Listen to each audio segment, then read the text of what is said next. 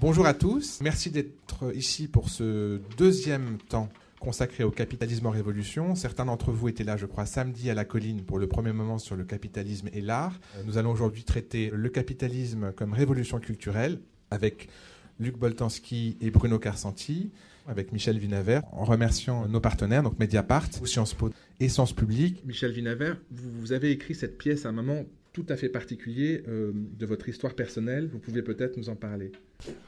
La pièce a été écrite entre automne 67 et début 69. Essentiellement donc pendant l'année 68.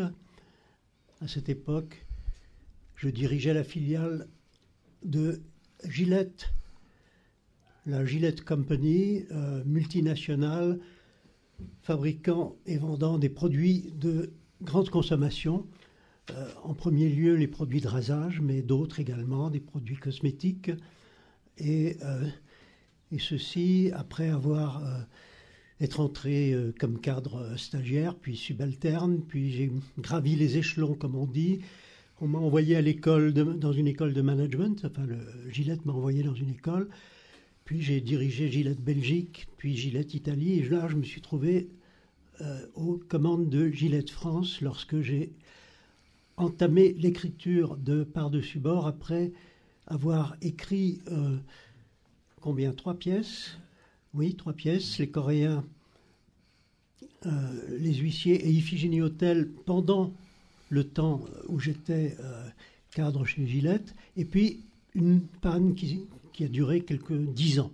Donc, Par-dessus bord, je crois qu'il faut voir dans cette pièce, notamment, une tentative de sortir d'un moment où c'était plus possible d'être à la fois dans les fonctions que je dis, et écrivain, et notamment écrivain de théâtre.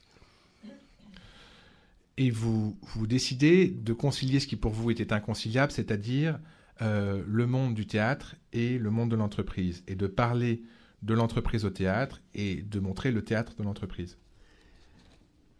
J'étais sous le coup d'un interdit qui était simplement ceci: tu n'écriras pas sur l'entreprise, sur l'économie et sur ton expérience personnelle.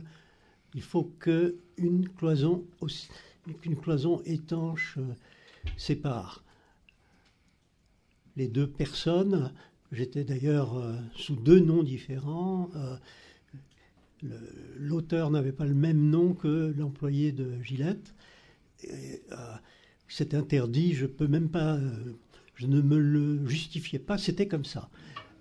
Et il y a eu donc un moment bien précis où la jonction s'est opérée comme étant la seule possibilité pour moi de retrouver le chemin de l'écriture. Ainsi donc est né le projet de Par-dessus bord, avec non seulement une proximité entre l'acte d'écrire et l'acte de travailler dans une entreprise, mais même, allant plus loin, une coïncidence, on peut dire, d'abord entre les deux entreprises, toutes les deux dans les produits de grande consommation, mais aussi une coïncidence entre l'écrivain de théâtre que j'étais et le personnage charnière dans la pièce qui se trouve être un cadre dans une entreprise essayant de continuer à écrire et notamment essayant d'écrire une pièce de théâtre. Ce qui fait que la pièce Par-dessus bord est le récit de l'écriture d'une pièce dont on ne sait pas trop ce qu'elle raconte. Mais tout au long de la pièce, il y a ce personnage Passemard qu'on voit d'une part dans l'entreprise, aux prises avec les problèmes de l'entreprise, et d'autre part à se poser des questions dramaturgiques. De même que Kafka était assureur le jour et inquiéteur la nuit, vous-même vous aviez cette double activité un peu pénélopienne de tisser le jour le capitalisme et la nuit ou le matin, d'en tout cas le mettre à distance avec un regard sans jugement, mais en tout cas un regard sinon critique, du moins d'entomologiste. Une grande différence, enfin parmi toutes les différences. Une des grandes différences avec Kafka que vous évoquez, c'est que moi, je n'étais pas malheureux dans le travail chez Gillette. Voilà. J'étais même tout à fait preneur et j'étais même tout à fait passionné par ce travail. Je n'étais pas du tout de ceux qui se disent il faut que j'ai un gagne-pain, et que ceci, cela. Certes, pour moi, c'était important de ne pas dépendre, pour gagner ma vie et pour nourrir ma famille, de ne pas dépendre de la réception de mon travail d'écrivain. Mais cela dit, j'étais complètement dans l'entreprise. J'étais complètement dans ce travail et dans l'émerveillement quotidien de ce qui se passait dans l'entreprise et de ce qui se passait de moi dans l'entreprise. Oui, pour citer deux paroles de Passemarde, ce personnage qui est un peu votre double dans la pièce, est-ce un bien, est-ce un mal? Je ne sais pas, j'aimerais y voir plus clair.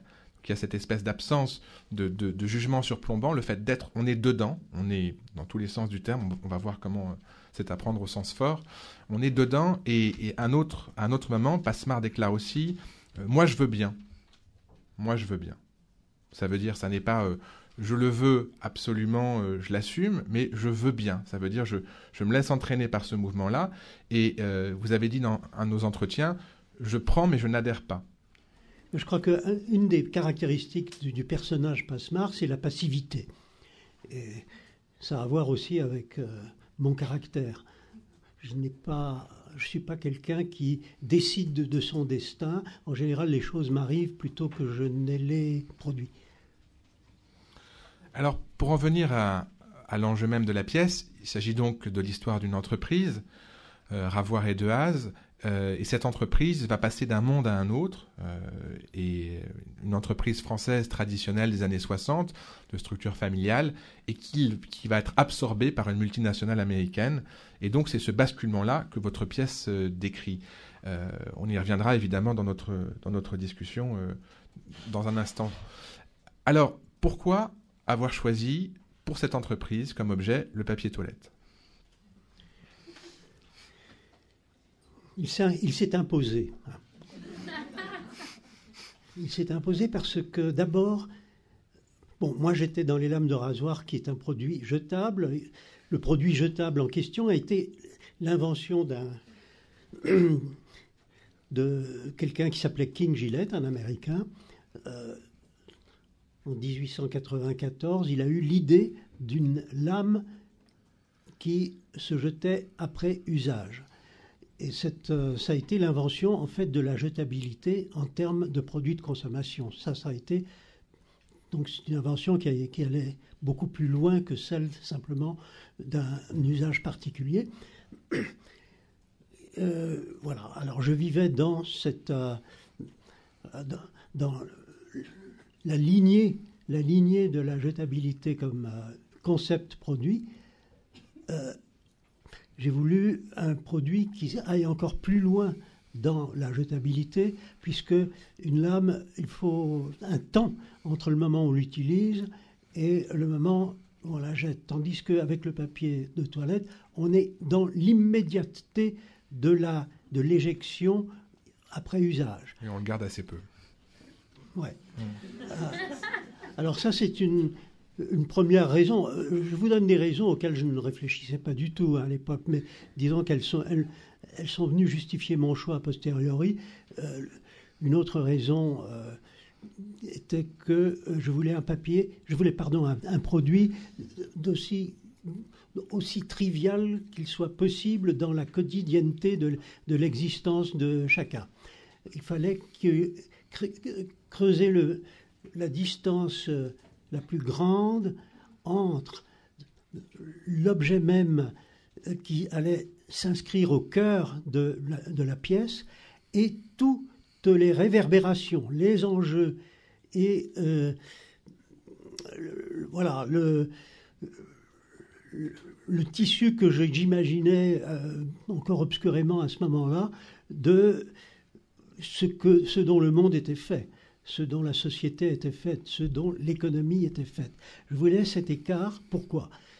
Pour que la corde du comique puisse vibrer avec le maximum d'efficacité. Pourquoi la corde du comique ? Parce que pour moi, si sens il y avait, il fallait que ce sens passe par le burlesque, j'allais dire le comique, mais même le comique allant jusqu'au burlesque. Et là, je me suis trouvé un guide, un mentor, si l'on veut. J'avais une acquaintance avec l'œuvre d'Aristophane et je me suis dit, je vais utiliser Aristophane comme mon guide, comme mon Virgile, si on veut. Il va non seulement me conduire, mais il va aussi me rassurer dans cette démarche. Je vais pouvoir aller jusqu'au maximum de grossièreté, de scatologie, de tout ce qui est impensable, invivable, indicible. Je peux y aller parce que Aristophane l'a fait avant moi. Et donc, tendre la corde au maximum. Oui, votre descente aux enfers s'est fait sous un guide moins bucolique ou épique, quoi qu'on va revenir à la notion d'épopée. Mais toujours est-il que dans le choix du papier toilette comme objet de consommation, il y a évidemment le geste comique aristophanesque du monde du bas, du renversement, de cette dimension farcesque, mais il y a aussi une dimension essentielle qui tient au capitalisme, c'est-à-dire que le papier toilette, c'est exactement l'inverse du papier monnaie. C'est le papier sans valeur. C'est un papier qui se jette et qu'on ne gardera pas, qui ne va pas circuler, qui ne sert pas. Ou qui ne sert que ponctuellement, en tout cas qui est censé ne pas avoir de valeur. La meilleure preuve, c'est que dans l'histoire du papier toilette qu'on entend dans votre pièce, ça commence par du papier journal. On avait une conversation tout à fait intéressante sur les mérites du papier journal. On va y revenir. En tout cas, ce papier va devenir enjeu et objet de valeur. Et ça veut dire que le capitalisme va réussir à transformer un objet sans valeur en un objet désirable, en un objet source de profit. Et pour vous, cela tient aussi à l'enjeu du capitalisme comme système excrémentiel, c'est ce que vous avez évoqué dans un de nos entretiens, c'est-à-dire un système qui va rejeter et utiliser ce qu'il rejette également. Il y a dans la pièce tout sauf le rejet d'un certain réalisme. Et le réalisme, notamment, tient au fait que, au moment où j'écrivais la pièce, la mutation était en cours entre le bulle-corde et la ouate de cellulose. Alors le bulle-corde, c'est le papier dont beaucoup d'entre vous n'ont sans doute même jamais vu la couleur. La couleur d'ailleurs du bulle-corde était celle de l'excrément. Hein, et c'était donc un béjasse, c'était un petit peu râpeux, et le papier toilette c'était ça. Mais commençait à s'infiltrer sur le marché les papiers en ouate de cellulose, qui sont les papiers que nous connaissons aujourd'hui. Ça a été un séisme, ça. La ouate de cellulose se vendait à un prix genre 3 fois le bulle-corde.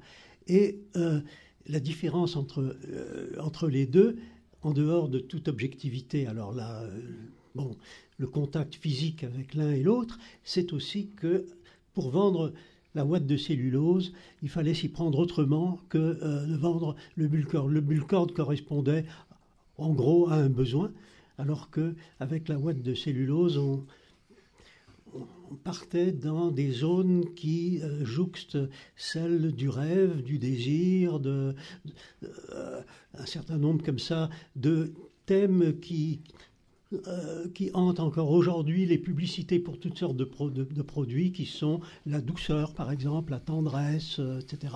Alors, j'étais donc au moment de ce passage entre deux mondes sur le plan du produit lui-même, mais deux mondes aussi en ce qui concerne l'approche de ce qu'est le passage du produit au consommateur. On en arrivait au moment où il fallait que ce soit le consommateur qui exprime un désir pour que la vente se fasse et non plus le produit qui soit poussé vers le consommateur. Ce passage d'une économie de nécessité à une économie de superflu qui est théorisée dans la pièce pose la question du besoin et de la différence entre le besoin et le désir. Je sais que ça sera l'un des sujets de discussion. Toujours est-il que, par-dessus bord, décrit, à travers cette entreprise qui tente d'inventer un nouveau produit, cette gigantesque machine à produire du désir, à partir d'un tout petit corps qui est celui d'un papier de rien du tout, en faire un paradis, un vert paradis, et ceci, c'est le marketing qui l'apporte. Quand j'écrivais par-dessus bord, je prenais de temps en temps des notes en cours d'écriture et je vous donne en vrac comme ça la liste de quelques notations que j'ai faites. En fait, je vous donne l'intégralité là. Il faut partir de rien. Besoin limité, désir illimité.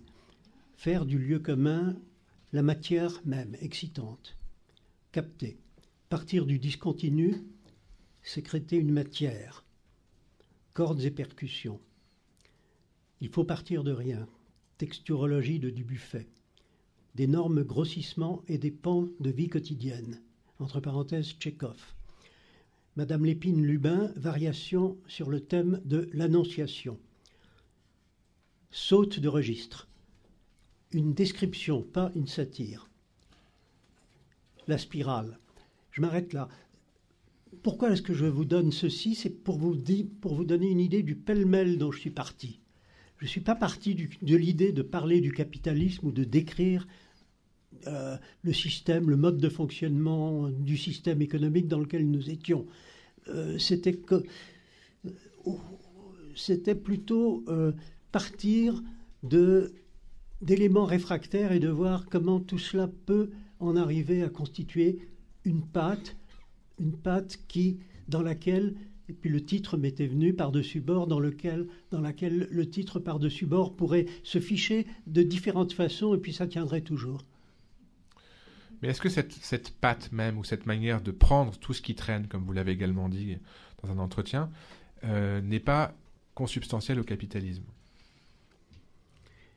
Alors oui, on peut dire que au fur et à mesure du passage du temps depuis que j'ai écrit la pièce, et même peut-être pendant que j'écrivais, je ne sais plus, je m'étais dit, le capitalisme, c'est quand même un sacré système. Parce que effectivement, il ramasse tout ce qui traîne et il en fait son jus. Et moi, ce que je voulais, c'était faire mon jus de tout ce qui traînait sur le plan de l'écriture. Le capitalisme, c'est en fait, et ça c'est, je dirais que c'est une découverte récente, je vous la livre pour ce qu'elle vaut, et peut-être elle ne vaut pas grand-chose, mais je me dis, ce n'est pas un système naturel, pour ce qui est du mode d'organisation sociale et économique, ce n'est pas un mode naturel, mais c'est peut-être celui qui se rapproche le plus de la nature par rapport à tous autres. En ceci que il y a quelque chose dans sa façon d'émerger et de s'imposer, et puis ensuite de se perpétuer, qu'aucun autre système ne semble avoir atteint. Il y a et au cœur de cette vertu du capitalisme qui m'émerveillait, c'est la capacité de se régénérer sans arrêt par le fait de la déjection. Alors là, nous revenons au papier toilette, parce qu'il y a évidemment une correspondance entre le produit qui est au cœur de la pièce et le fonctionnement du système à l'intérieur duquel ce produit se situe. La déjection ou l'éjection, les deux termes sont jumeaux, comme principe d'éternel retour. Alors ça veut dire quoi? Ça veut dire que dans le système capitaliste, on vire les gens. Et on vire les gens parce que ils ne sont plus à la hauteur de ce qu'on voulait, ou parce qu'ils sont dépassés par les nouvelles méthodes, ou parce qu'il faut faire de la place à des plus jeunes, ou parce que ceci, cela. Mais l'éjection humaine est propre à ce système si on compare. Alors évidemment, dans les systèmes totalitaires, il y a des assassinats ou des meurtres ou tout ça. Mais en général, ça prend une toute autre couleur. Dans le système que nous connaissons, c'est, entre guillemets, plus naturel. Voilà. ça ne passe pas par des tribunaux ou par des décisions prises dans des comités secrets ou par... Non, c'est comme si ça faisait partie du fonctionnement lui-même. Voilà, alors c'est vrai pour les individus, mais c'est vrai aussi au niveau des structures elles-mêmes, puisque une société, une entreprise, plus elle grandit, plus elle s'engourdit. C'est une règle à peu près générale. Plus elle grandit, plus elle se bureaucratise et plus elle perd de son élan et elle perd de son inventivité. Ce qui fait que les plus petites viennent lui tailler des croupières et éventuellement la remplacer. La nouvelle entreprise de petite devient grosse et le cycle reprend. Donc le caractère cyclique de ce que j'ai pu observer du capitalisme est au cœur de la pièce, comme elle est au cœur aussi, je pense, de ma réflexion plus large sur comment notre système fonctionne. Il y a on peut dire une sorte de génie qui ne vient pas d'un penseur ou d'un groupe de penseurs à un moment donné dans l'histoire, mais qui est propre, semble-t-il, à cette façon-là de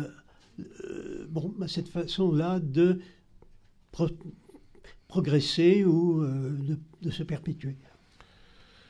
Cette question du capitalisme comme mode naturel ou comme référence naturelle, on va évidemment la questionner. Ça n'empêche pas qu'il ait une histoire. Et cette histoire oppose nettement dans votre pièce deux périodes, deux époques, deux âges, qui sont, pour aller vite, un capitalisme traditionnel à la française, un capitalisme à l'américaine, basé sur le marketing et sur d'autres formes de management, sur lesquelles on va également revenir. On pourrait peut-être dire un mot assez rapidement justement de cette guerre qui règne absolument partout dans la pièce. La guerre règne entre les mondes, entre l'Amérique et la France, qui sont représentés par deux entreprises, United Paper et Ravoire et Dehaze. Au sein même de l'entreprise, les cadres se font une guerre permanente. Et au sein de la famille des dirigeants, les deux frères sont également en lutte pour le pouvoir. Plus exactement, le bâtard est en lutte pour évincer son frère et prendre la place de son père. Et ceci renvoie à un niveau, fait écho à un niveau qui est un niveau mythique, raconté par un professeur, et qui raconte une guerre des dieux. Et cette guerre des dieux, impitoyable, des dieux scandinaves, aboutit à une paix aussi improbable que radicale. Et jusqu'à la fin des temps, il n'y aura plus l'ombre d'un conflit entre les Haz et les Van, entre ces deux peuples de dieux. Donc c'est cette dialectique entre la guerre et la paix, la fusion, ou plutôt l'absorption, qui se trouve au cœur de votre pièce à différents niveaux. J'avais mentionné la dimension comique, burlesque de la pièce. Il faudrait peut-être nuancer ou moduler cette épithète en parlant de l'ironie. L'ironie est constante dans la pièce. Alors, l'ironie, non pas provenant d'un regard qui surplombe les événements et les personnages, mais l'ironie provenant des frottements entre les différentes situations qui sont mises en collision dans la pièce, parce que on parle de la pièce sans peut-être dire que sur le plan formel, la pièce est faite de morceaux, de fragments de réalité qui s'interpénètrent, qui s'entrecroisent, qui s'entrelacent.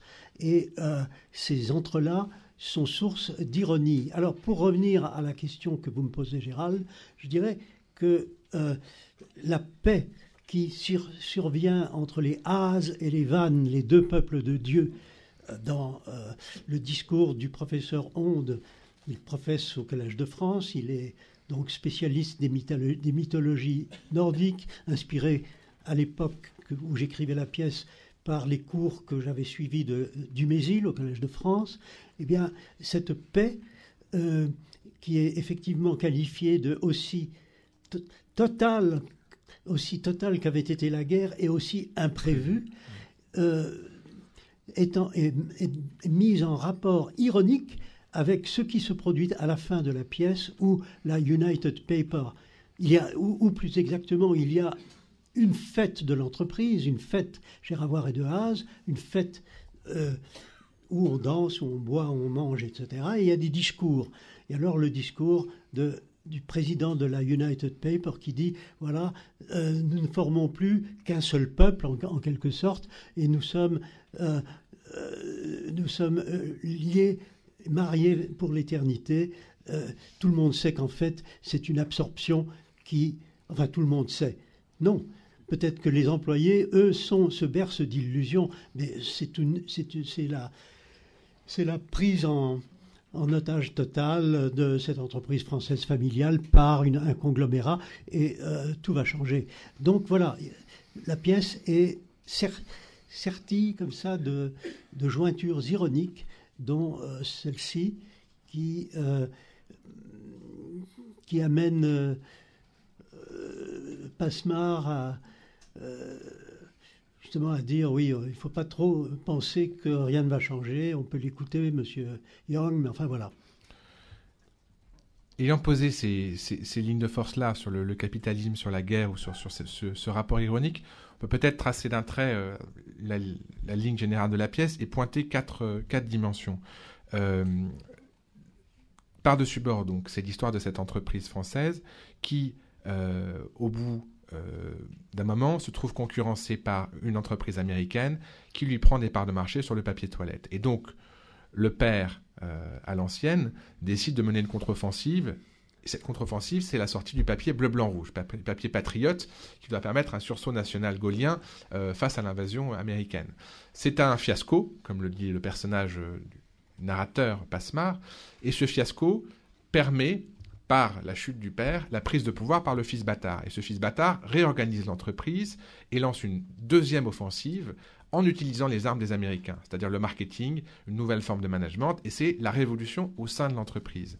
Et cette révolution-là aboutit à un succès provisoire grâce à un produit qui s'appelle mousse et bruyère, produit de synthèse, on va en reparler, et au final, le seul moyen de survivre est de se vendre à l'ennemi et donc de former ce peuple sur un mode ironique, comme vous l'avez évoqué. Alors là-dedans, il y a cette figure de Passemard, en effet. Passemard qui est à la fois un cadre très moyen dans l'entreprise et en même temps le passeur de l'histoire. C'est-à-dire un peu comme Woody Allen, celui qui est dedans-dehors, qui parle à la caméra ou qui se trouve dans l'histoire, qui n'arrête pas de passer d'un monde à un autre. Et ça m'amène à un des fils que je voudrais qu'on évoque ensemble, qui est la question du judaïsme dans la pièce. En effet, on peut considérer qu'il y a trois figures de juifs. Il y a un juif qui est le juif biblique, qui est le comptable de l'entreprise, qui est Cohen, que je salue, puisqu'il est ici présent, mon cher Cohen. Et Cohen est le juif qui a traversé l'histoire, qui était là au moment du temple, et qui sera là avec l'informatique à la fin de la pièce, et qui est celui qui rend des comptes, qui est l'homme des comptes de l'entreprise. Il y a ensuite Alex, un artiste qui est sorti des camps, et qui dit qu'il n'y a pas d'avenir, et qui dans sa propre vie n'a pas d'avenir, c'est-à-dire, tout en étant génial, ne cesse d'interrompre ses accès de génie, que ce soit en mathématiques ou en musique, et qui finira absorbé par l'entreprise, puisque tout s'y absorbe. Et il y a une troisième figure de juif, qui est Jenny, la juive du Nouveau Monde, et cette juive-là, c'est celle messianique de la conquête possible, la conquête infinie du commerce, et qui représente cet avenir-là. Est-ce qu'il n'y a pas, avec Passemard, une quatrième figure de juif, qui est le juif passeur, Pessar en hébreu signifiant le passage, le juif qui passe, qui traverse, et qui est, par rapport à cette histoire, une figure de lien. Je n'en sais fiche rien. Hein. Je veux dire que là, ça c'est votre interprétation. Pour moi, il y a trois figures, effectivement, liées à la judaïté dans trois figures différentes. Sur Passemard, je réserve mon opinion. Je veux dire, la pièce comporte 60 personnages. Sur ces 60, il y a effectivement les trois personnages qui sont reliés de façon explicite à au judaïsme, ou enfin à la judéité plutôt. mais qui ne constitue qu'un pan très minoritaire, je dirais, dans la pièce. Ça ne veut pas dire qu'il n'est pas important, mais il est très minoritaire.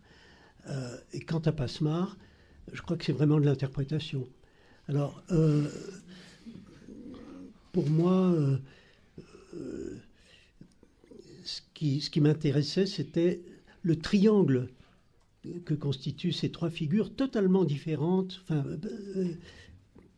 totalement différentes dans leur situation à l'intérieur de la pièce. Jenny étant une des prophétesses, on peut dire, du marketing américain, lié à un Irlandais. Ils forment un couple et ils viennent apporter la bonne parole d'outre-Atlantique. C'est eux, en fait, qui se heurtent, qui sont appelés à faire, comment dire, cette passation, et qui se heurtent à la résistance des jeunes cadres de l'entreprise française, aussi jeunes soient-ils. Pour eux, c'est une expérience tout à fait traumatisante. Évidemment, je connais votre détestation de la question « pourquoi ?» et la question de l'intention, et je vous ai cherché sur Passemard et je vous ai trouvé. Ça ne m'étonne pas, mais on y reviendra, et je sais qu'en tout cas, dans la mise en scène que Christian Scarretti a faite de ce par-dessus bord, la question juive a été une des questions structurantes, mais on aura l'occasion d'en reparler, et je crois que ça vous intéressait aussi comme enjeu. On va terminer cette première conversation par deux points qui sont en filigrane dans la pièce. D'abord la question de l'art, car il y a un trajet de l'art, et l'art, à ce moment-là, explose un certain nombre de cadres et de limites, de même que le capitalisme semble pouvoir donner sur un monde sans limites. C'est ce que dit à un moment Benoît, le nouveau patron bâtard, c'est nous avons un marché sans limites, il n'y a plus de limites. Et il semble que l'art également connaisse ce type de trajet-là. Il n'est pas un hasard que l'artiste, à la fin, deviendra un créatif dans l'entreprise.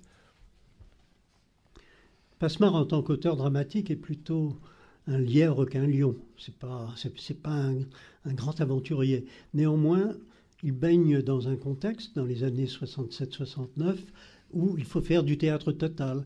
Alors, bon, il y va, mais il y va avec un certain nombre je dirais, il avance et puis il recule, il introduit des danseurs, il introduit donc de la danse moderne. C'est l'époque, d'ailleurs, où la danse faisait des avancées assez fulgurantes. Donc il faut de la danse, il faut qu'est-ce qu'il dit encore? Enfin, il faut qu'il n'y ait pas de limite au théâtre, mais en même temps, il se dit, plus j'y vais dans cette direction-là, moins j'aurai de chance à être produit, parce que il faut voir ce que ça coûte, quoi, d'avoir beaucoup de personnages, des danseurs, des musiciens, et ainsi de suite. Donc il y a une ironie, je reviens sur le mot, dans la façon même dont le théâtre est mis en scène dans la pièce. J'y vais et puis j'y vais pas, parce que du côté du jazz, c'est pas tout à fait pareil, mais celui qui est Alex, dont on a parlé, est à la pointe du free jazz, dans une petite boîte où il n'y a quasiment personne qui vient, etc., etc. Et il travaille avec deux musiciens noirs, hors système économique, on peut dire. Hein. Alors, oui, je ne sais pas... Et à la fin, Alex rejoint l'entreprise. L'artiste rejoint l'entreprise. Oui, mais entre-temps, il y a eu une idylle entre Alex et la fille du représentant papier toilette de Ravoir et de Haas, Gigi, qui est en rupture de ban avec sa famille et qui fait des happenings dans un... Voilà, elle a une petite boîte, une petite cave à Paris. Elle est venue l'écouter et elle a annoncé à Alex qu'elle allait l'épouser. je parlais de ma passivité. Alex a ceci de commun avec moi qu'il est passif, donc il va l'épouser, cette Gigi. Et, après une rencontre. Après une rencontre, oui. Et qu'allais-je dire oui. Donc il y a également la forme qui était à l'époque très à la pointe, disons à la pointe de cette présence, que ce soit aux États-Unis ou en France ou ailleurs, c'était le happening allant jusqu'à, par exemple, une fille qui est dans une piscine et puis le meneur de jeu, Claes Oldenburg, donne 2 minutes 15 secondes pour des actions quelles qu'elles soient, et au bout de 2 minutes 15 secondes, il arrête et on passe à autre chose, et entre-temps, les acteurs peuvent faire ce qu'ils veulent. Et il y a 1 ou 2 ou 3, je ne sais plus, acteurs qui sont également dans la piscine et qui rasent le crâne de Gigi. Alors voilà, donc il y a une... Mais c'était... Ce qu'il y avait de particulier dans cette action, c'est qu'elle n'était absolument pas programmée. Le happening, l'essence du happening étant que tout peut se faire ou rien ou n'importe quoi. Voilà, donc les cadres sautent et cette fusion des arts-là, qu'il s'agisse du happening, du free jazz, etc., va finalement elle aussi être récupérée d'une certaine manière. Et on pourra parler de cette question d'une hypothétique extraterritorialité ou pas. En tout cas, ce que la pièce tente à montrer, c'est qu'il n'y en a pas, puisque tout va finir plus ou moins absorbé. Qu'est-ce qu'il y a d'irréductible ? Alors peut-être le savoir, c'était un des éléments de discussion, peut-être le niveau du mythe. Je salue l'arrivée du professeur Onde, dont nous venons de parler. Et à propos d'irréductibilité, ce sera le dernier point dans cette conversation, c'est la question de la révolte que je voulais évoquer avec vous. Tout système, en général, produit sa contestation, il y a plus ou moins sa place pour s'exprimer. Or, dans la pièce, la contestation apparaît à peine, j'entends la contestation politique. On a 2 allusions en tout et pour tout à mai 68. Il est dit, à un moment, Marjorie dit « J'ai été sur les barricades avec les étudiants, ils sont encore très bien, tu sais », à la fin de la première partie. Et puis, il y a une autre allusion du psychosociologue qui dit le 30 du mois, le père a parlé, ce qui est une allusion au 30 mai, au discours de Gaulle, qui résiste à la pression de la rue. Bon, à part ces 2 allusions, rien sur 5 heures de spectacle, alors que la pièce est écrite en 68. Et évidemment, 68 n'est pas l'objet de la pièce. On a une autre allusion politique, qui est celle du Black Power, c'est-à-dire les 2 musiciens noirs qui, en 68, rejoignent les États-Unis et rejoignent une forme de dissidence. Mais ça fuit. C'est-à-dire que la pièce, de même qu'elle ne montre pas le monde syndical hormis dans la fête initiale, la pièce montre le capitalisme en interne et pas sa contestation. Oui. Il en va ainsi.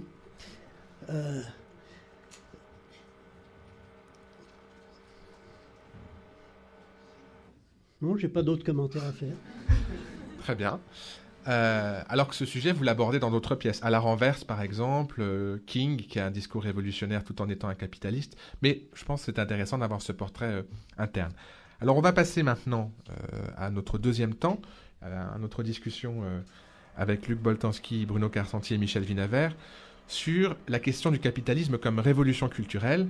Et peut-être peut-on commencer par là. J'imagine que vous avez de nombreux commentaires déjà par rapport à ce qu'on vient de dire, mais dans quelle mesure vous diriez que cette révolution culturelle s'est opérée par le capitalisme et comment la pièce en rend-elle, en porte-t-elle témoignage ? Peut-être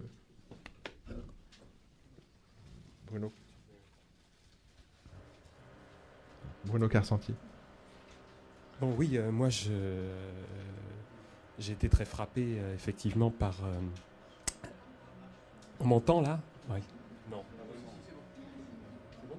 Il faut le tenir prêt. Voilà, il faut le tenir prêt. Oui. J'ai été très frappé par la façon dont la pièce, en fait, non pas escamotait, mais contournait ou rendait rendait absente la figure qu'on attendait sans cesse, à savoir 68 et la contestation. Et pourquoi cette absence? Alors, plutôt que de se demander si ça procède d'un évitement, il faut se demander si dans la pièce la figure est quand même là et sous une forme inattendue.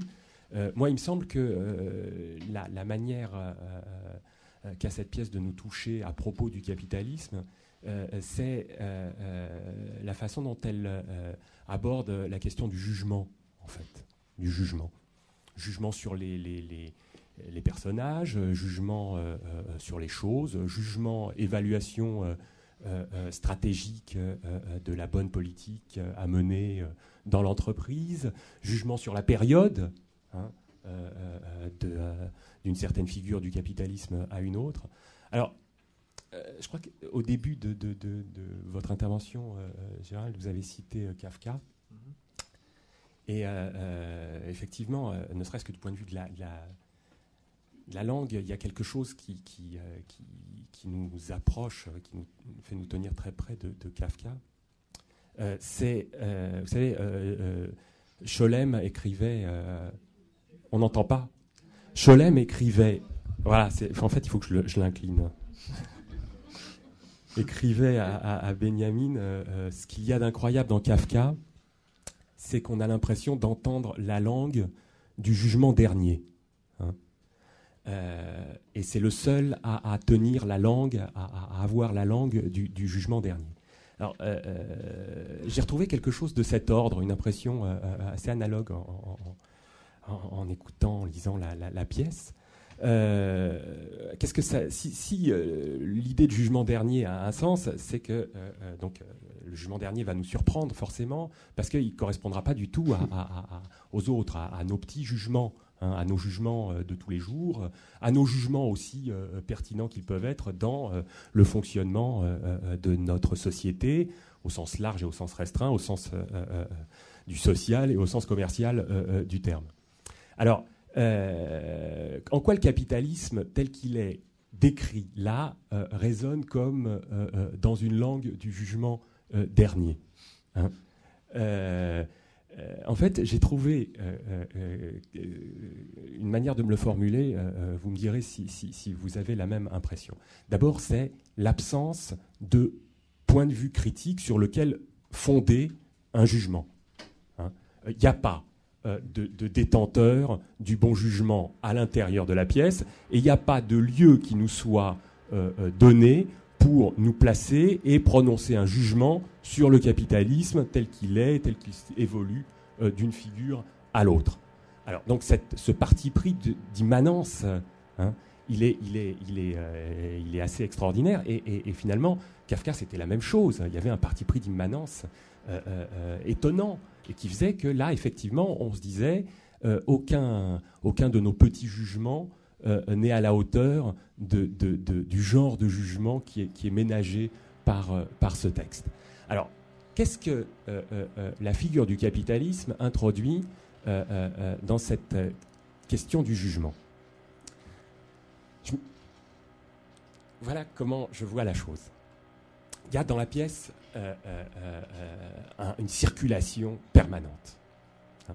Circulation des personnages, circulation des choses. Hein. Ça, c'est la méthode de Schiaretti qui a consisté il nous l'expliquait tout à l'heure, à introduire ces boîtes et à faire circuler les cartons de manière à accompagner l'apparition et la disparition des gens. Hein, des gens. Bon. Donc les gens et les choses circulent. Hein.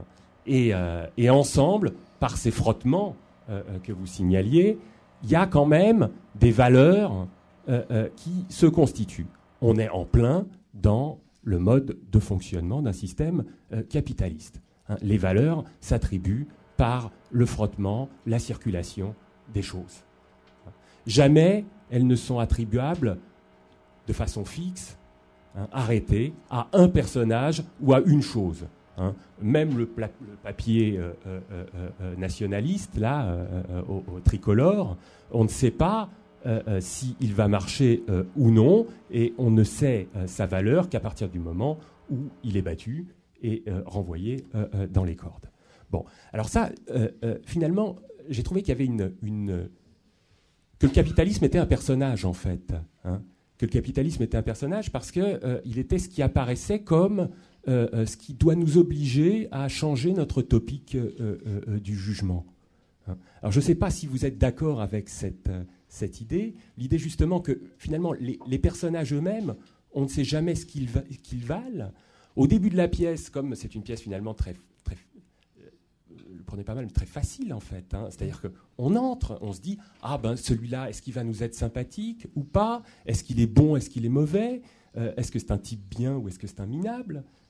Ces questions, donc nos petits jugements, on les formule et en avançant, on se rend compte qu'on a nécessairement tout faux, hein, pour chacun parce que c'est le mouvement, c'est l'évolution même qui va attribuer les valeurs. Voilà, donc c'est pas tellement une question, là, c'est une remarque sur la façon de mettre en scène le capitalisme. Ouais. Oui, pardon, je suis désolé, je ne suis pas du tout habitué ni au micro, ni à l'absence de micro. Oui, je veux bien poursuivre sur le même thème. Je ne suis pas très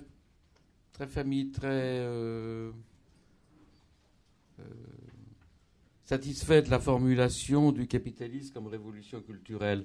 Je dirais simplement quelque chose qui est tout à fait classique dans la littérature sur le capitalisme, et que Marx avait déjà très bien mis en lumière dans le manifeste communiste, c'est que le capitalisme, par sa dynamique propre, transforme la réalité. Et pourquoi est-ce qu'il le fait ? Il le fait précisément pour les raisons que disait Bruno Carcenti tout à l'heure, parce que c'est le premier système, au fond, peut-être le premier système d'ailleurs dans l'histoire.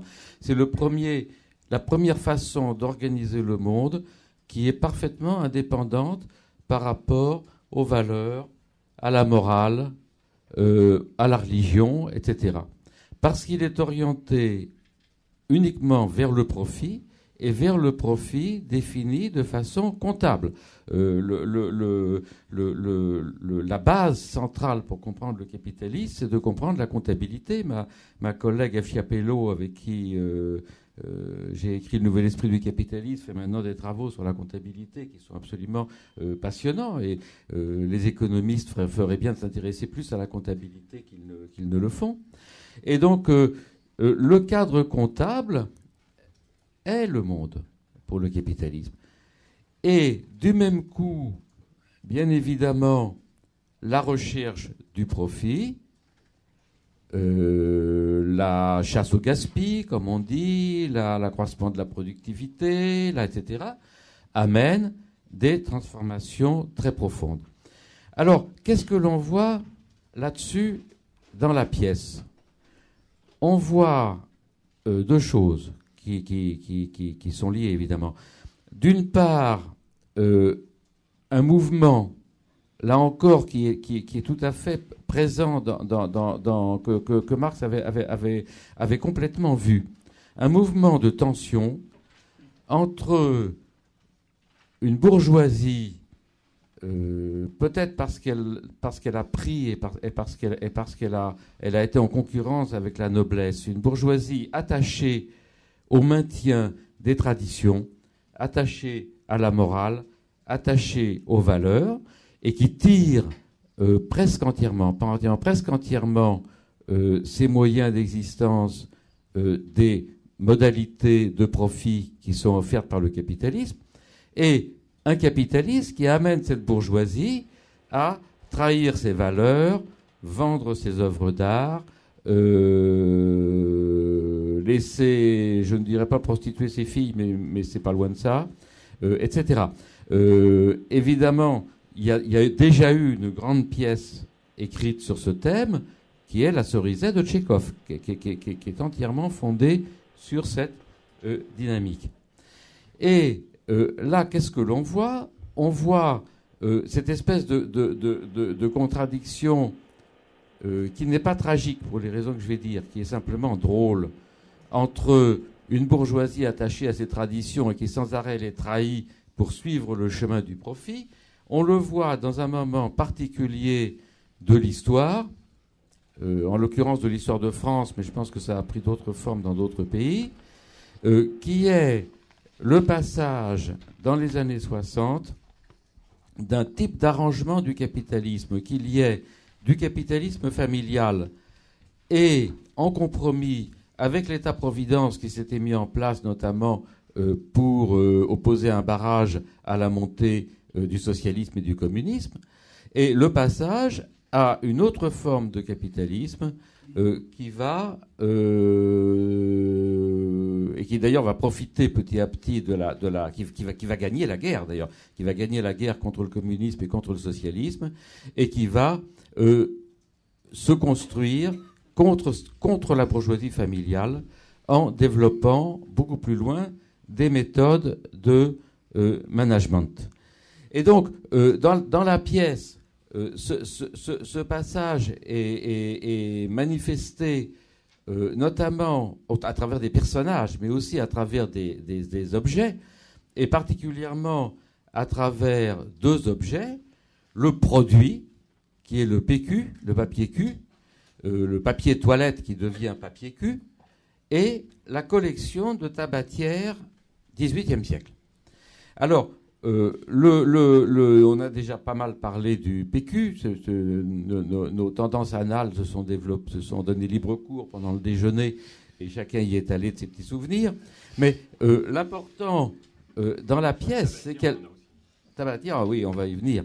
L'important dans la pièce, c'est qu'elle montre précisément, par le fait que le produit en question est du PQ, elle montre le passage d'une bourgeoisie pudique qui ne dissimule dans l'espace public, comme le montre Marcela Yacoub dans son dernier livre, tout ce qui a trait à la sexualité, au corps, etc., et l'enferme dans le privé, et donc qui parle de papier hygiénique ou de papier toilette, à une bourgeoisie libérée, et libérée évidemment par les gens du marketing, qui eux, vont prendre appui sur la psychanalyse. Il y a un moment un psychanalyste qui vient faire un discours extrêmement drôle sur la psychanalyse pour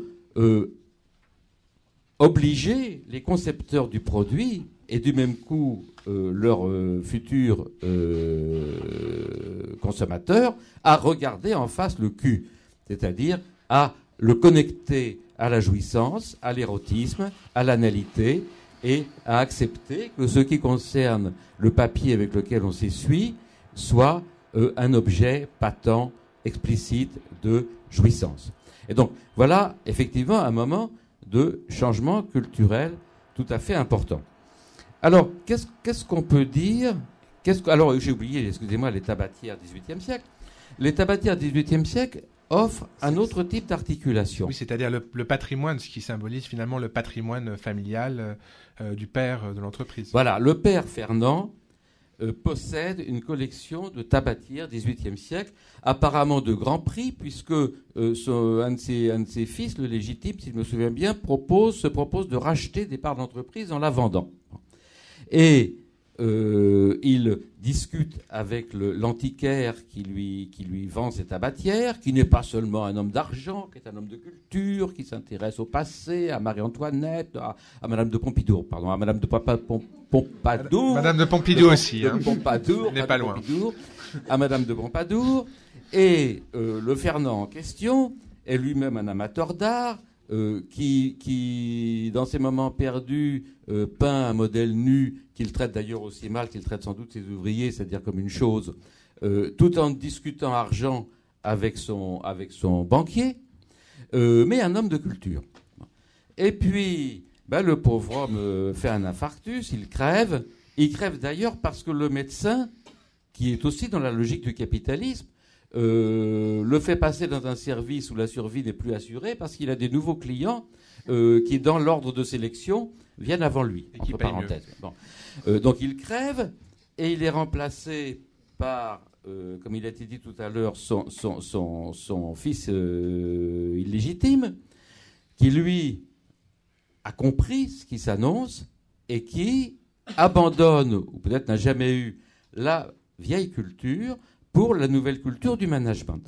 Alors là, je pense que c'est un moment très important de l'histoire du capitalisme qui à l'époque, ne fait que être à l'état d'esquisse et qui maintenant a pris des formes très importantes. Autrement dit, je pense qu'on avait encore jusqu'aux années 70, peut-être même un peu plus, en France, même un peu plus, une classe dominante qui, effectivement, comme l'a bien montré les travaux de Bourdieu, était formée dans un moule commun qui était en gros acquis dans les écoles jésuites, à l'école normale, à Sciences Po évidemment, et qui était fait de culture classique, de racines, de citations latines, etc., etc. Et effectivement, cette culture pouvait être commune aux gens d'entreprise, aux chefs d'entreprise, à des hauts fonctionnaires, à des politiques, et permettait de créer entre eux un sentiment de sympathie. Je pense qu'aujourd'hui, on est tout à fait au bout de ce type de connivence, et que, pas du tout au bout de la classe dominante, mais au bout de ce type de connivence, et que une nouvelle classe dominante apparaît. Et là, je pense que la mondialisation, j'aime pas beaucoup le terme, mais a un effet certain, qui se fonde presque uniquement sur le management comme culture mondiale, facile à transporter, qui se transporte par l'intermédiaire des grands cabinets de consultants et des grandes écoles de commerce, comme HEC, ESSEC, London School of Economics ou Harvard Business School, etc., ou les équivalents en Inde, en Chine, tout ce que vous voulez, et qui permet d'établir des liens entre les membres de la classe dominante qui peuvent appartenir à des cultures différentes sans passer par cette vieille et maintenant vieillotte culture nationale. C'est ce dont parle Finkielkraut le samedi matin, là, c'est avec des sanglots dans la voix, là. La bonne vieille culture qu'on n'enseigne plus, qu'on oublie, ah là là, etc. Bon, ben ça, la classe dominante n'en a plus besoin pour faire les liens qui importent. Et alors, évidemment, les tabatières, qui sont l'objet transitionnel entre l'ancienne bourgeoisie et la nouvelle, sont finalement vendus, transportés en Amérique pour créer une chaîne de salons de beauté à la française, portant le nom de, est-ce que je vais arriver à le dire, Pompadour. Alors, un troisième point, si on veut accrocher absolument à la question de la révolution culturelle, qui est complètement prophétique dans la pièce, c'est le fait quand même que Alex, qui représente la contre-culture, c'est très bien construit dans la mise en scène de Scarsetti, au fond, dans une espèce de cave, effectivement, avec Gigi, le tout accompagné de discours très ironiques, d'ailleurs, sur le happening, les actions, etc., le théâtre des années 60-70. Donc l'Alex en question, il finit par devenir créatif dans l'entreprise, où il retrouve les consultants, qui sont eux-mêmes des genres de sociologues, de psychanalystes et de sociologues, dont le discours est complètement imbibé du discours des sciences sociales. Il y a un moment très, très, très amusant de passage d'un questionnaire, mais au fond, c'est même pas tellement amusant, parce que c'est exactement un questionnaire tel qu'en aurait fait un sociologue d'il y a 30 ans. Il n'y a pas du tout de distance par rapport, c'est la réalité même. Et là, cela montre encore un point, ça annonce deux points très importants. Non pas du tout que mai 68 a relancé le capitalisme, c'est pas du tout ça. C'est que la capacité du capitalisme à accaparer et à faire du profit avec tout ce qui vient est tellement grande du fait de sa neutralité éthique et de sa neutralité politique, qu'il peut aussi bien récupérer certains des aspects d'une révolution culturelle quand il ne touche pas à la lutte des classes. Ça, c'est très important. Quand ça touche à la lutte des classes, le capitaliste ne peut pas le récupérer. Et donc, là, il y a effectivement la réintroduction de tout un ensemble d'éléments de culture dans le capitalisme. Et il y a l'annonce aussi d'un phénomène dont on voit de plus en plus l'importance, qui est le rôle donné aux sciences sociales dans la légitimation, pas seulement la légitimation d'ailleurs, dans la constitution du savoir d'expertise sur lequel va reposer l'entreprise. Parce qu'une des choses, j'ai jamais vu ça dit, une des choses que dit la pièce, c'est que le marketing est efficace. Ça, c'est très important. La pièce n'ironise pas du tout sur le marketing. Elle montre que dans la logique du capitalisme, on ne fait pas mieux. Alors, je voudrais... Je peux encore dire un mot ? Ah oui, bien sûr, allez-y. Je voudrais dire un mot sur... à la fois sur la pièce en tant que théâtre et sur ce qu'elle montre et ce qu'elle ne montre pas. La pièce est une pièce comique qui, effectivement, ne porte aucun jugement. Il n'y a pas de gentil, il n'y a pas de méchant. On est dans un plan d'immanence, pour parler comme Deleuze, qu'adorent maintenant les gens de théâtre, d'ailleurs. Les choses étant mises sur le même plan, et la mise en scène est extrêmement astucieuse, puisque le plateau, c'est le capitalisme. Sur le plateau, il y a différentes scènes qui se passent à différents endroits du plateau, et que toutes s'équivalent en tant qu'elles sont toutes noyées dans le cosmos capitaliste, qui est figuré de deux façons différentes dans la première partie et dans la seconde partie de la pièce. Mais la pièce est une pièce comique. Et au fond, on peut se demander pourquoi la pièce devait être une pièce comique. Je ne suis pas un grand spécialiste d'histoire et de théorie du théâtre, mais il me semble avoir lu que dans le théâtre classique, on va dire, y compris dans le théâtre élisabétain, les personnages comiques sont des personnages petits, pas des grands, pas de haute stature, et qui amènent la trivialité, qui représentent la trivialité et la petitesse du monde, un peu comme le domestique de Don Juan. Et dans le cas de la pièce, les personnages sont tous, au fond, des bourgeois assez médiocres. Ce n'est pas des très grands bourgeois, c'est des patrons de grosses PME, on va dire. Et des petits bourgeois sinistres. Et ils ne peuvent être que comiques parce qu'il est impossible de les prendre en pitié ou de les admirer. Comment est-ce que, au fond, Michel Vinaver a été le premier ou un des premiers, à mon sens, à réellement mettre en scène l'entreprise dans le théâtre contemporain. Et ça pose la question de savoir pourquoi l'entreprise est si difficile à mettre en scène. Une des raisons, je pense, c'est que c'est moche. C'est complètement moche.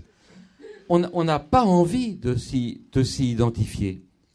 Et la seule façon dont l'entreprise peut être mise en scène dans une logique qui serait la logique de la tragédie ou la logique de la grandeur, c'est en montrant les ouvriers. Soit les ouvriers en même temps d'ailleurs, les ouvriers dans la souffrance du travail imposé et les ouvriers dans la révolte. Si vous ne les voyez pas dans la révolte, c'est-à-dire dans l'héroïsme, vous ne pouvez pas les mettre en scène comme grands. Par contre, des bourgeois moyens et des petits bourgeois d'entreprise, des cadres, comme on disait à l'époque où j'ai écrit le livre sur ce sujet, ne peuvent pas être montrés comme grands. Ils ont un malaise, comme on disait à cette époque-là. Ils n'ont pas de révolte.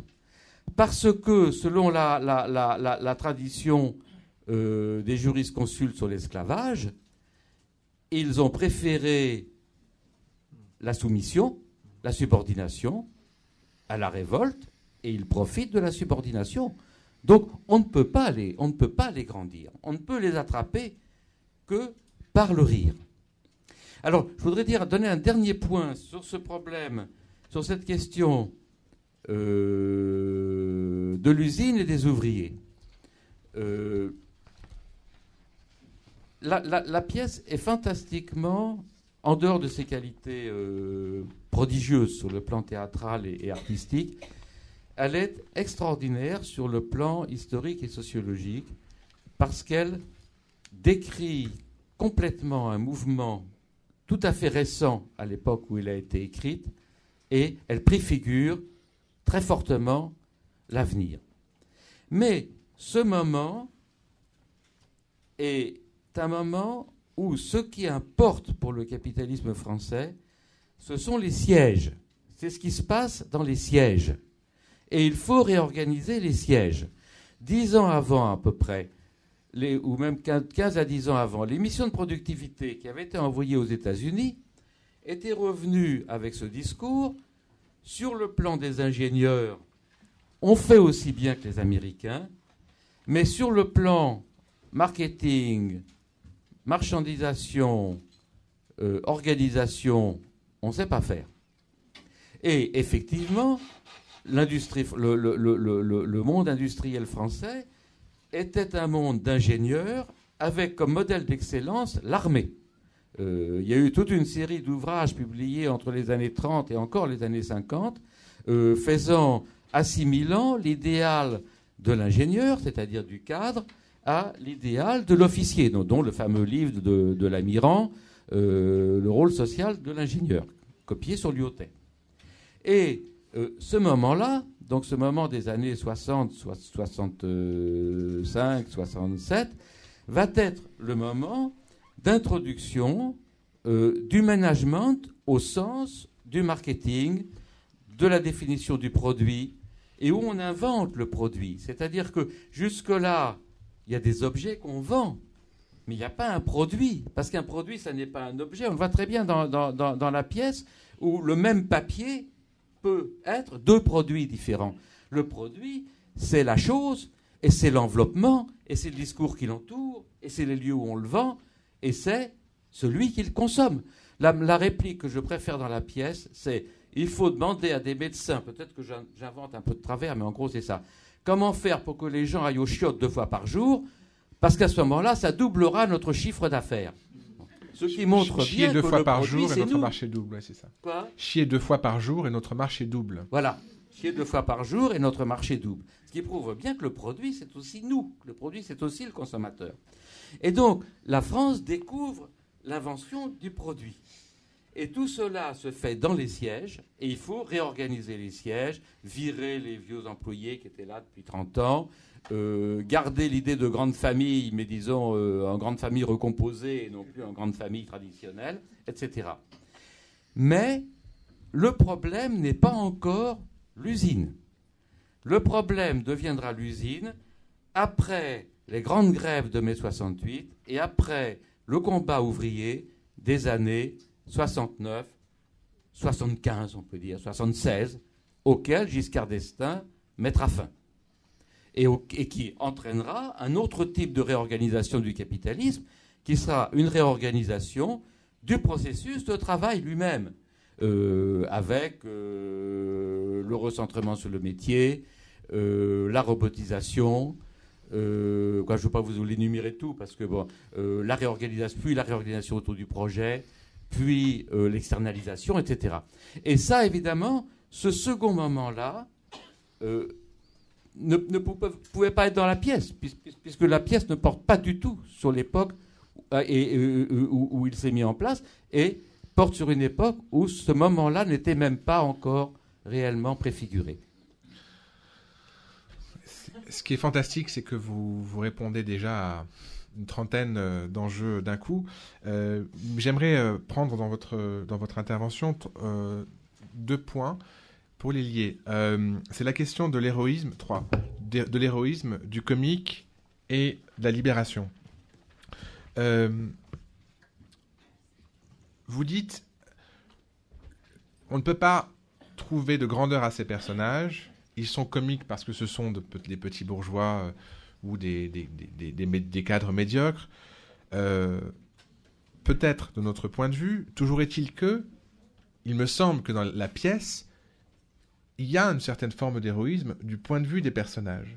Il y a un certain souffle qui rappelle le souffle épique, et à certains égards, on est là dans une dimension, dans un geste et une geste, c'est-à-dire une sorte de fresque qui se développe et qui dit un monde et qui dit les combats, sauf que les titans, ce ne sont plus des demi-dieux ou des héros, mais ce sont des chefs d'entreprise.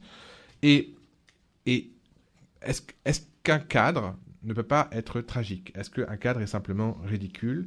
Est-ce qu'un patron, est-ce qu'il n'y a pas de destin tragique, par exemple d'un cadre qui se fait renvoyer comme Madame Bachevski, même si la structure globale est évidemment une structure comique, et si, comme chez Aristophane, tout se termine par un banquet et des mariages, comme chez Molière, tout finit en mariage. Dans la tragédie, que ce soit Hamlet ou Phèdre, tout finit en massacre et tout finit en soustraction, en destruction. On additionne dans la comédie à la fin. Bon, certes, sans doute, et qu'on a là cette fusion et cette réconciliation apparente. Toujours est-il qu'elle se fait sur fond de naufrage individuel. Et là, il y a bien passage par-dessus bord. Ce qui m'amène à la question de la libération. Vous écrivez dans le Nouvel Esprit du capitalisme que l'une des grandes forces du capitalisme, c'est la manière dont elle a intégré l'une des formes de critique, c'est-à-dire la critique artiste, qui était la critique faite au capitalisme sur son inauthenticité, sur le fait que... Non, qu'elle l'a, pardon, mais en tout cas qu'elle a récupéré cette idée de libération. Oui, mais il n'y arrive pas, je peux en dire un mot. Bien sûr, je vais justement dire un moment où vous dites que le libéralisme, qu'il y a un certain nombre de séquences qui font se succéder des périodes de libération par le capitalisme, puis de libération du capitalisme lui-même. Et ce que vous dites, Bruno Carcenti, dans un de vos articles, c'est que, justement, c'est bien un discours de libération, une exigence d'autonomie qui s'est trouvée investie dans le processus capitaliste et qui est venue qualifier sa forme actuelle. Et sans doute la génération de 68 a-t-elle joué un rôle majeur dans cette récupération. Donc, j'aimerais poser cette question à Michel Vinaver. Est-ce que le capitalisme est sans héros? Oui, plusieurs remarques me viennent à l'esprit en écoutant Luc Boltanski et vos remarques, Gérald. Je pense que la première chose qui me vient à l'esprit, c'est que dans la pièce, tout se termine par un festin de mariage, mais ce festin est en vérité un massacre, comme dans les tragédies de Shakespeare. Parce que ce qui est en filigrane de ce festin de mariage, c'est le massacre. Deuxième remarque, en écoutant Luc Boltanski, j'ai l'impression que pour lui, de façon implicite en tout cas, il y a une hiérarchie entre le comique et le tragique. Moi, je dirais que sur cette question-là, pour moi, la différence principale entre la comédie et la tragédie, c'est que dans la tragédie, il y a un horizon d'espérance, alors que la comédie, elle, est foncièrement pessimiste. C'est le propre de la comédie d'être plutôt du côté d'un désespoir, je dirais un désespoir pas nécessairement explosif, mais un désespoir bien tempéré. Je voudrais citer quelques phrases d'un article qui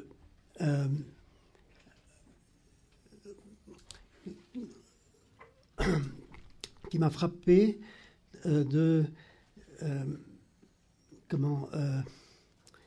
j'essaie de me souvenir, Monique, pardon. Non, pas du tout. Non, celui qui a fondé l'Institut d'études théâtrales. Non. Jacques Scherrer, voilà. Jacques Scherrer a écrit un article intitulé « La bourgeoisie comme idée reçue dans le théâtre de Molière ».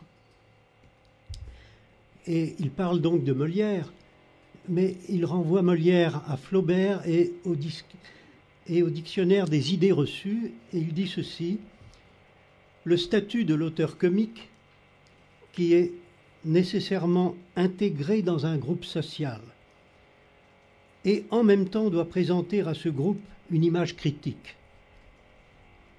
participe de la même ambiguïté. Alors, même ambiguïté chez Flaubert que chez Molière. Le procédé de Flaubert, et c'est là que j'en viens au point principal de ce qui... Le procédé de Flaubert consiste à feindre de parler sérieusement le langage de ses ennemis. Donc, je reviens à ce que dit Luc Boltanski, les cadres sont caricaturés. Pas du tout. Moi, j'ai entendu ça. J'ai entendu ça. J'ai entendu ça. Pardon ? Ils sont tels quels. Oui, alors ils sont tels quels, effectivement, ils sont tels quels. Alors, la comédie vient de quoi? C'est que, bon, dans le cas d'espèce, Flaubert et Molière feignent de leur faire parler le langage qui est le leur, sans transposition, mais ce sont leurs ennemis. Et la distribution des forces n'est pas aussi simple que ça. Celui qui utilise la notion d'idée reçue est à la fois à l'intérieur et à l'extérieur du système idéologique dont il est moins l'adversaire ou le défenseur que le parasite. Et en lisant ce propos de Jacques Scherrer, je me suis dit que j'étais effectivement le parasite du système dans lequel j'étais agent. Et sur l'héroïsme? Alors sur l'héroïsme, en écrivant la pièce, j'avais aussi Homère comme référence, pas seulement Aristophane, mais Homère, et la façon dont s'empoignent les différents personnages, aussi bien collectifs qu'individuels, ça renvoie à une sorte de jubilation et de mise en de mise en valeur de la guerre, de la lutte, comme étant une manifestation de l'exercice même de la vie. Je pense que le discours de Benoît à ses cadres est un discours héroïque. Il dit à un moment donné, peut-être, alors il trace les horizons illimités qui se présentent devant l'entreprise, ceci avant que les banquiers finalement l'obligent, parce que c'est pas lui qui a décidé de vendre l'entreprise, ce sont les banquiers qui lui disent c'est pas réaliste ce que vous proposez. Ben, Benoît, qui est le bâtard, qui est disons celui qui montre une absence totale de scrupules dans différentes situations, il dit et si vous m'écoutez et vous pensez en m'écoutant que je suis un rêveur, eh bien je vous répondrai que oui, je suis un rêveur et que seul le rêveur a la capacité de bondir plus loin, plus avant. Alors je crois que là, il y a un discours littéralement héroïque. Bruno Carcenti ou Luc Boltanski? Oui.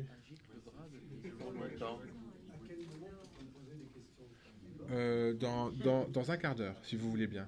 D'accord ?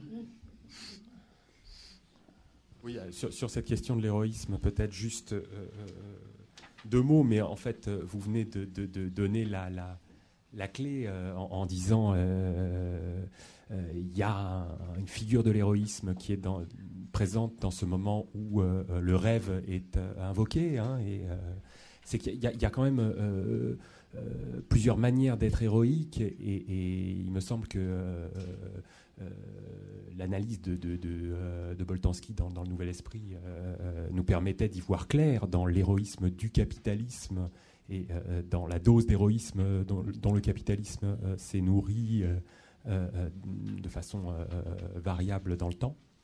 C'est l'héroïsme du rêve, donc l'héroïsme en avant, hein, parce qu'on va faire, ce qu'on est capable de faire, l'héroïsme de l'horizon, hein, et puis l'héroïsme pour ce qu'on défend, en fait, hein, l'héroïsme pour ce qu'on est capable de maintenir en termes de projets politiques, mais qui remontent en arrière, qui procèdent de la défense de valeurs politiques.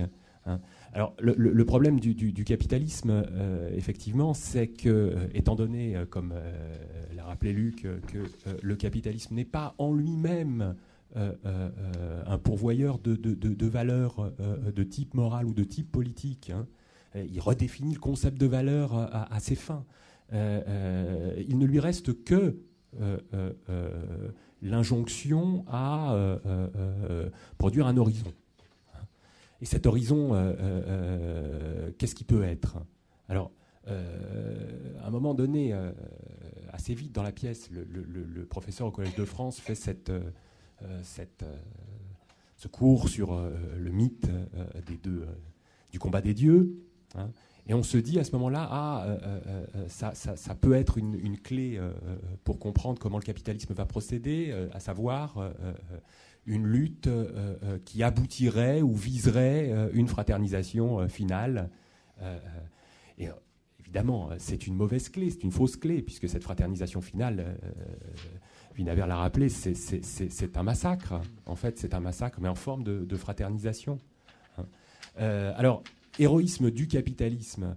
Je crois que, par contre, la figure contemporaine, là, cette fois-ci, pour nous, hein, qui est assez significative d'une crise du capitalisme lui-même, c'est que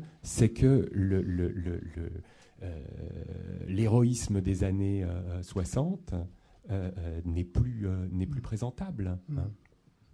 Voilà, c'est tout ce que je... Je peux peut-être ajouter un petit mot par rapport à ce qu'a dit Michel Winawer et à ce que vous avez dit aussi d'ailleurs. Je n'ai jamais pensé, si vous voulez, ni écrit d'ailleurs vraiment, que le capitalisme avait, après 68, il y a vraiment un malentendu là-dessus, avait après 68 réalisé les promesses de libération de la critique artiste. J'ai jamais pensé une chose pareille, ce qui serait simplement absurde. Tout ce que moi et F. Chapelot avons essayé de montrer, c'est que pour se sortir de la pression, ce qu'on appelle la critique sociale, c'est-à-dire très concrètement des grèves, du mouvement ouvrier, des pertes de productivité, etc., et pour restaurer le profit, il y a eu tout un ensemble de choses, d'opérations qui ont été menées, à la fois de fragmentation, de destruction, concourant à la fois à la destruction des anciens liens que le mouvement ouvrier et social avait mis 100 ans à construire, hein, et de récupération d'un certain nombre de discours venus effectivement de la critique artiste, reposant sur l'idée d'autonomie et d'authenticité. Le problème, si vous voulez, c'est que pour les raisons que j'ai mentionnées tout à l'heure, le capitalisme étant lié à des cadres comptables et orienté vers le profit, ne peut se réapproprier quoi que ce soit qu'en lui fournissant des équivalents comptables, donc en le marchandisant. Et donc, si vous voulez, l'opération est en quelque sorte en elle-même autodestructive, parce que ce que dit la critique artiste du capitalisme, c'est que le capitalisme ne peut pas être authentique, ne peut pas accomplir l'humanité, parce que précisément, il standardise, marchandise tout. C'est-à-dire qu'il code. À une autre occasion, avec Michel Winawer, je m'étais permis de raconter cette anecdote personnelle. Pendant qu'on écrivait l'ouvrage, F. Chapelot et moi allions souvent dans le dernier petit restaurant traditionnel du quartier de la Maison des Sciences de l'Homme. Et comme on avait du mal à s'empêcher de travailler en mangeant, on se demandait, en mangeant du boudin puré, par exemple, des choses bien de nourriture familiale, etc. On se demandait, mais au fond, c'est bourré ce truc-là. Si on voulait en faire une chaîne, comment est-ce qu'il faudrait faire ?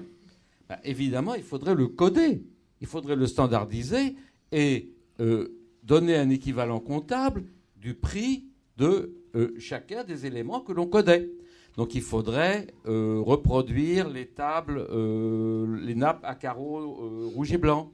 Il y avait un truc très bizarre dans ce restaurant, il y avait un tuyau de poêle qui passait au milieu de planches. Je voudrais demander au décorateur, est-ce que c'est vraiment nécessaire de reproduire cette bizarrerie liée à l'histoire du lieu ou pas? Et puis, les serveuses appelaient la patronne maman. Alors là, il faudrait s'arranger avec les syndicats pour savoir si les syndicats autoriseraient, mais maintenant avec des serveurs sans papier, on doit pouvoir y arriver, si les syndicats autoriseraient les serveuses à appeler la patronne maman, etc. Et puis, il y a le problème des clients, parce que la valeur, le produit, est évidemment associé, complètement lié, spécialement les restaurants, à la clientèle qui y est. Donc, comment on fait? Est-ce qu'on transporte les clients? Et donc, c'est ça que fait le capitalisme. Voilà un lieu authentique. On y va parce qu'il est authentique. Mais si vous voulez en tirer des extra-profits, il faut bien le coder, il faut bien le marchandiser, il faut bien le transformer en produit.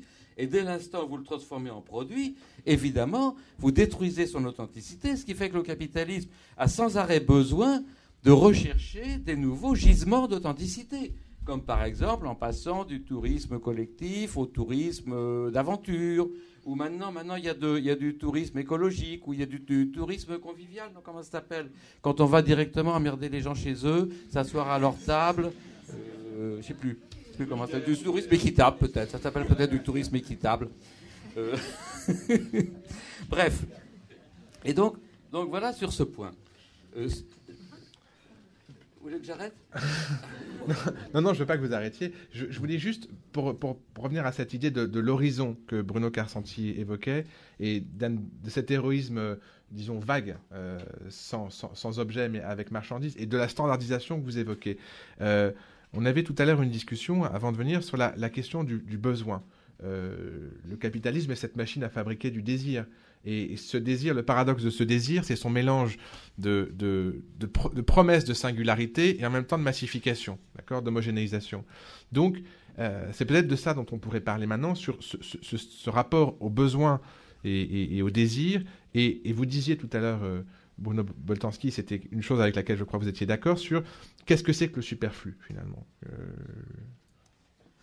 Oui, je crois que pour entrer dans cette discussion concernant les besoins, il faut immédiatement avoir en tête que si le capitalisme, mais pas seulement le capitalisme, au fond même les sociétés précapitalistes correspondent au même processus, si une réflexion sur les systèmes économiques, les modes de production a apporté quelque chose à la définition de la nature de l'homme, c'est bien ça, c'est de nous débarrasser de l'idée qu'il n'y aurait que des besoins naturels et que sur cette surface naturelle viendraient se greffer des besoins d'un autre ordre, artificiel, etc. Au fond, ce que le capitalisme produit, c'est toujours aussi du besoin, une reformation des besoins, une redéfinition de la nature même, de notre rapport à notre nature, en fait. C'est plus comme ça que ça se présente que comme une trahison de notre nature. C'est plus un rapport constant, variable à notre nature et à nos besoins. Alors je crois que quelque chose de très important vient d'être rappelé. On a toujours l'impression, et la pièce peut donner cette impression aussi, qu'on arrive à terme à un système absolument saturé. C'est-à-dire où le capitalisme se retrouve avec des valeurs qu'il a fabriquées lui-même, des réalités qu'il a codées lui-même, et fonctionne en circuit fermé. Bon, Luc vient de rappeler que c'est pas le cas. C'est que, au contraire, et c'est ça l'horizon, au fond, excitant pour le capitaliste. C'est la recherche de nouveaux gisements sur lesquels le codage va s'effectuer à nouveau frais. Et donc, finalement, le capitalisme fonctionne toujours en recherchant des externalités.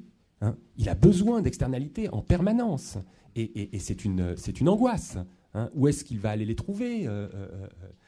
Pas seulement comment il va les prendre, mais où est-ce que vraiment elles se situent. Bon, par exemple, le papier toilette.